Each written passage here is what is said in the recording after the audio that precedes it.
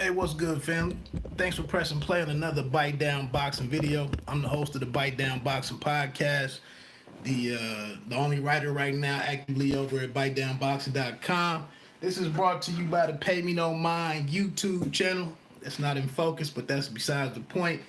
I didn't do a Spence and Garcia video yesterday. Actually, I think I did do something before I jumped on the road.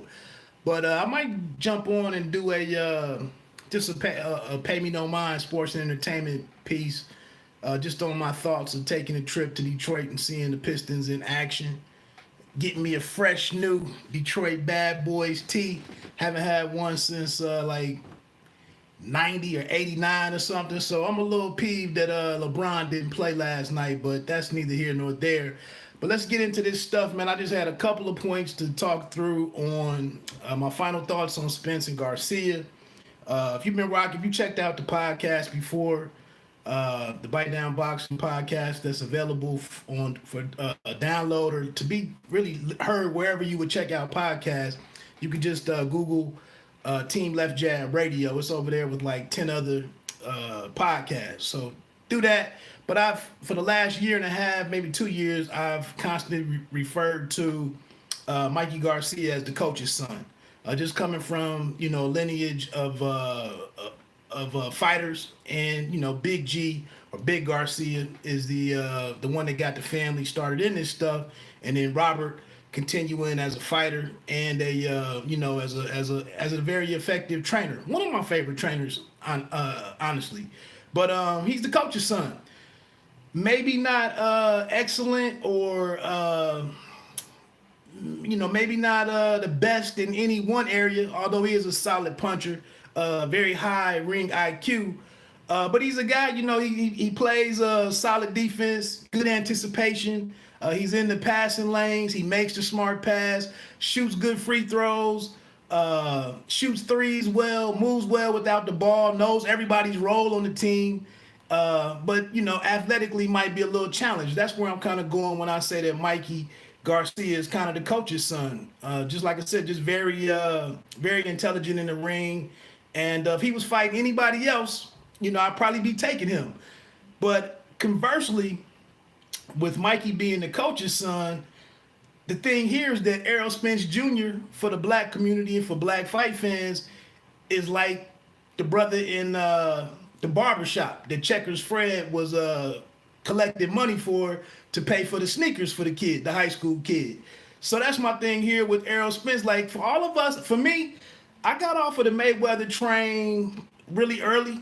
Got off the Adrian Broner train really early. Those types of guys, and some of the stuff, the antics, and some of the messaging that they put out there, the way they present themselves sometimes, just really isn't my bag. So somebody comes along like Errol Spence Jr., who was kind of the antithesis, to all of that. Kind of soft-spoken, humble, a little bit more quieter, wants to do most of his talking in the ring, letting his actions speak.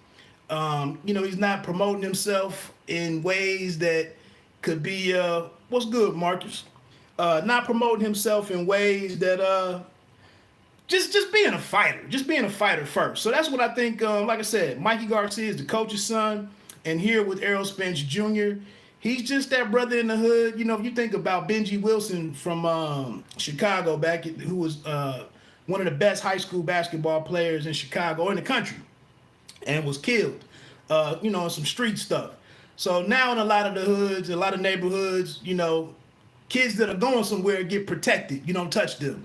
So that's kind of what I think a lot of us are rallying around Errol Spence Jr., because this is a guy who could be the next pay-per-view star. He can go and do some different things, and he has the talent, the pedigree, everything. It's a lot of people betting on this guy to do X, Y, Z. So I think it's realistic or reasonable that the two fan bases here are backing their man the way that they are, because it's a lot of hopes in Garcia being the next great, Mexican fighter. It's a lot of hopes in Spence being, a a guy who's a bankable pay-per-view guy, you know, maybe twice a year or whatever it would be. I don't know. But I think that's one thought. The second thought is that fight week press conferences and all the activity that goes on fight week, they matter.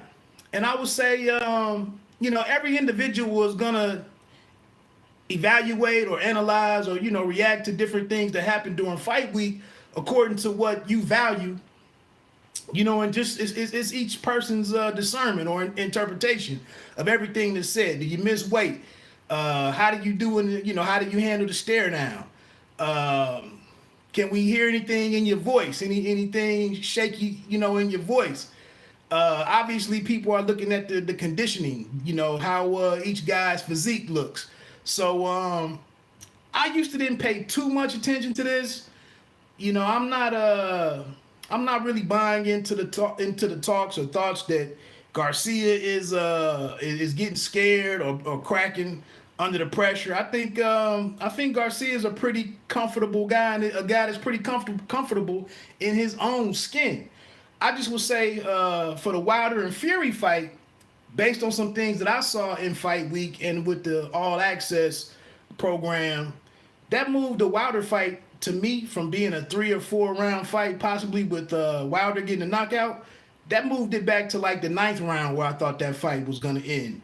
So it's some different things that you can pick up on fight week. And I think in this situation, I was thinking this fight, I've been all over the place with this fight. Could it go 4 rounds? Could it go 7 rounds? Could it go 9 rounds?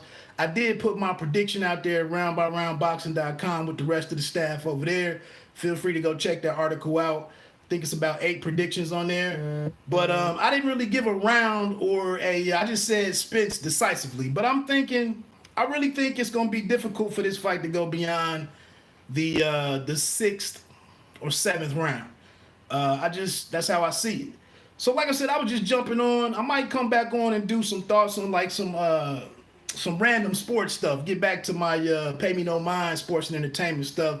Shift off of boxing for a minute, and then get ready to go pick my mom up and check this fight out at the theater tonight. So that's all I really had to talk about. Thanks for anybody that pressed, that clicked on the link, and that was about it. Just 2 simple points. I stayed under 10 minutes. Everybody enjoy the fight.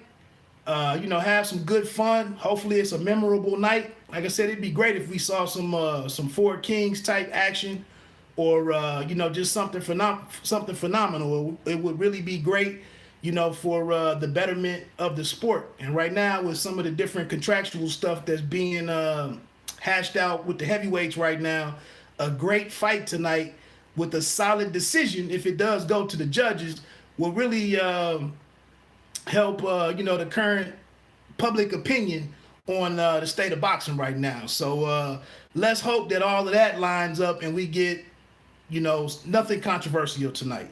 So I'm out. Thanks for checking in. Enjoy that fight. 1.